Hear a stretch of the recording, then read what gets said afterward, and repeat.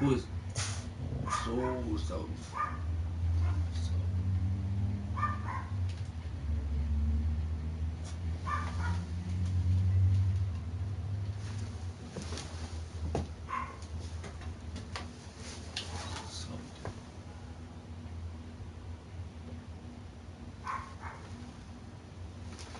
Alexa, flash briefing.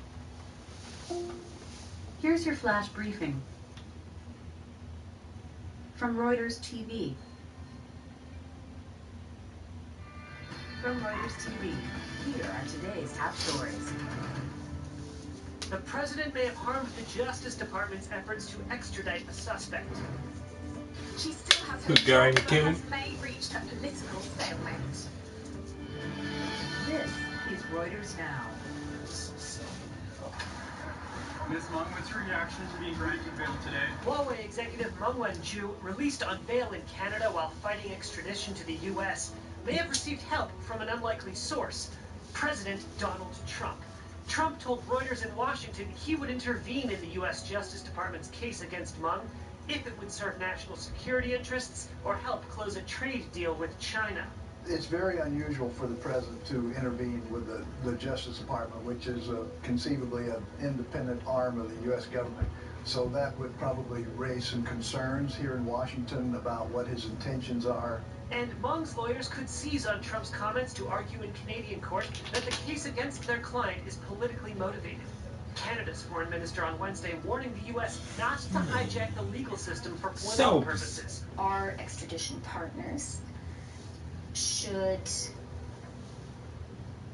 not seek to politicize the extradition process or use it for ends other than the pursuit of justice. The U.S. Justice Department accuses Meng Wanzhou of misleading multinational banks about transactions linked to Iran, potentially violating U.S. sanctions. Her arrest on December 1st, triggering threats from Beijing, which demanded she be released. On Tuesday, Canada confirmed one of its citizens, a former diplomat, was detained in China. Reuters correspondent Christian Shepherd has been following the story from Beijing. Still haven't been many details released about the case of Michael Kovrig, the former Canadian diplomat who has been detained in Beijing. Diplomats in Beijing, however, are calling the case a form of kidnapping. Others are calling it something like a hostage situation. So there's some very strong language being used. And on Wednesday, Canada's foreign minister confirming that a second Canadian was also detained in China. The Chinese Foreign Ministry on Thursday demanded the release of the Huawei executive and said the two Canadians are suspected of harming state security. Meng's arrest was a mistaken action, and Canada should immediately release her. In terms of the Canadians' cases, Chinese authorities have taken measures according to the law. Embattled British Prime Minister Theresa May is in Brussels to meet EU leaders, just hours after surviving an attack to her leadership from within her own party. 200 Conservative lawmakers backed her in the secret vote, but 117 dissented, angry at the terms of her Brexit deal. The mutiny by more than a third of her lawmakers means there is little room to celebrate as a divided Parliament heads towards deadlock.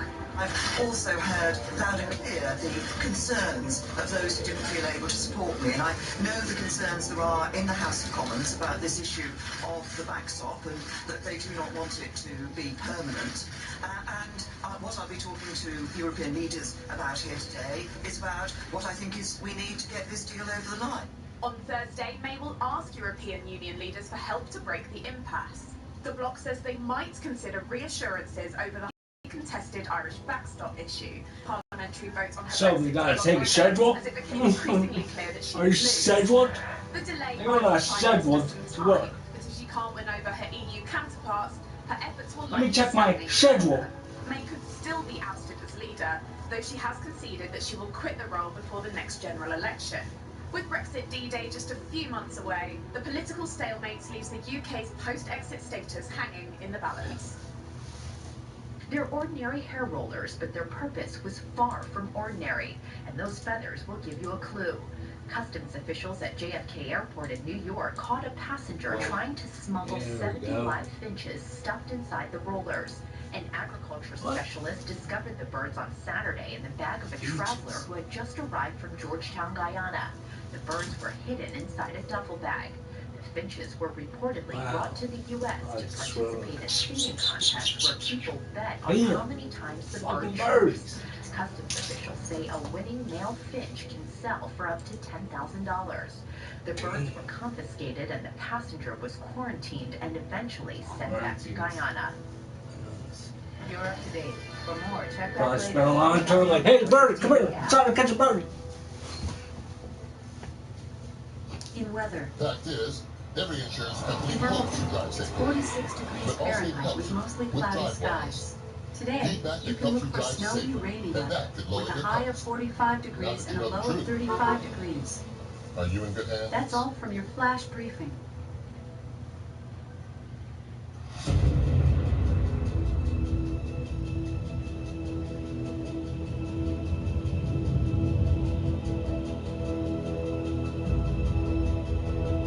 Alexa, what's AT&T stocks? Earlier today at 2:21 p.m. Eastern Standard Time, AT&T traded at $29.65 on New York Stock Exchange, down 1.69% since the previous close. Alexa, what's lithium stocks?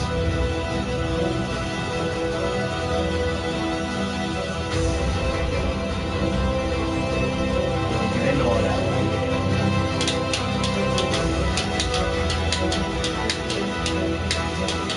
Alright, bro, I'm about to load up a different game now. Fuck this.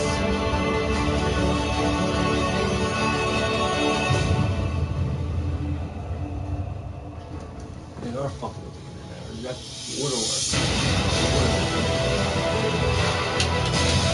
Oh,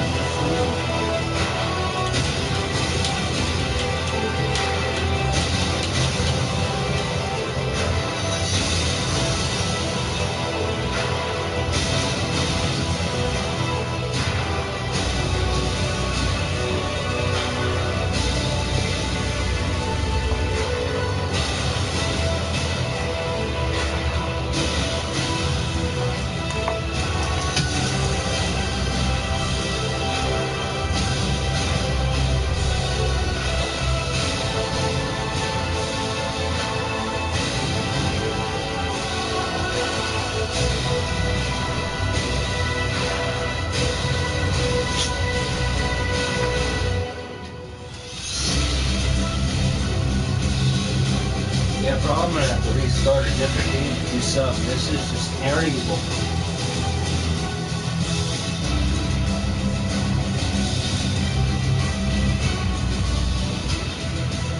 I'm really trying to find a room. We got our God of War, Diablos, the new Assassin's Creed Odyssey, Creed.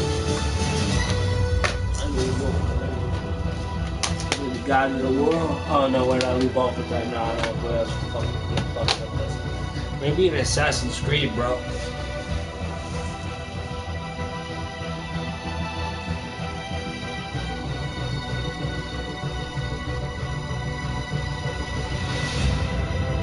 It's about to be Assassin's Creed. Fuck all this nonsense. My bad, dude. I'll be right back.